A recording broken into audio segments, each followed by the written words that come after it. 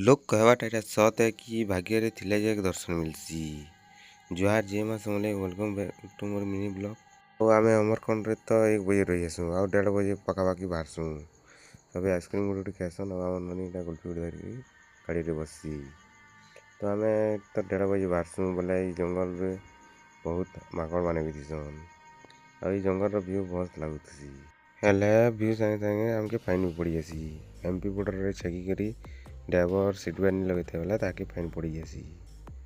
ତ 500 ଟଙ୍କା ଦେଇକରି ଆମେ ପଲେଇ ଆସୁଁ। ବାକି ଯେନ୍ ଘାଟି ଯେ ଡର୍ ଲାଗୁଥିସି। ତ ଆମେ ପଲେଇ ଆସୁଁ ଗୁଟେ ଢାବା ନିକେ।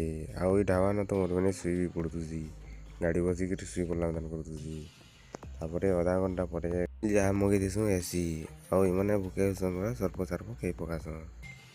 ଆଉ ଖେଇ ଖୁଆ ସାର୍ସୁଁ କି ଆମେ ବାହାରି ଯାଏସୁଁ ଫେର୍ଘା ସଉରି ନାରାୟଣ୍ ନିକେ। କାଏଁଥିର୍ ବେଲେ ଆମେ ସଉରି ନାରାୟଣ୍ ଦେଖିକରି ଯିମୁ ବୋଲ୍ସୁଁ ବେଲେ ଇମାନେ ନି ଅଟ୍କେଇକରି 15 କିଲୋମିଟର୍ ପଲେଇ ଯାଇଥିସନ୍। 15 କିଲୋମିଟର୍ନୁ ଫିରେଇଥିସୁଁ ବେଲେ ରାତ୍ ହେଇଯାଉଥିସନ୍। ଆଉ ଇମାନେ ମନ୍ଦିର୍ ବନ୍ଦ୍ ହେଇଛେ ଆଉ କାଣା ଦେଖ୍ବ ବୋଲଥିସନ୍। ବାକି ମନ୍ଦିର୍ ବନ୍ଦ୍ ହେଲେ ବି ଆମେ ଦେଖ୍ମୁ ବୋଲ୍ସୁଁ।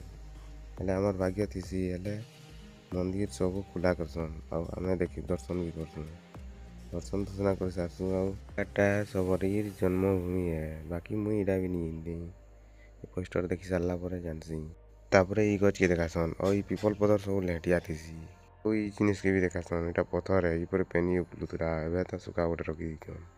ତାପରେ ସବେ ବୁଲି ବୁଲା କେନ୍· ସାର୍ସନ୍ କି ଯଉନ୍ ଟିକେ ପାର୍କ୍ ଆଡ଼୍କେ ଯିମା ବୋଲ୍ସନ୍।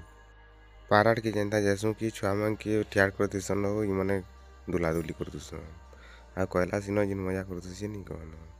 ତାପରେ ଇ ପୁରା ଏକ୍ଲା ବସିକିରି କେଁ କରୁଥିସି କି ଜାନେ। ତାପରେ ଆମର୍ 9 ବାଜି ଯାଇଥିସିନ।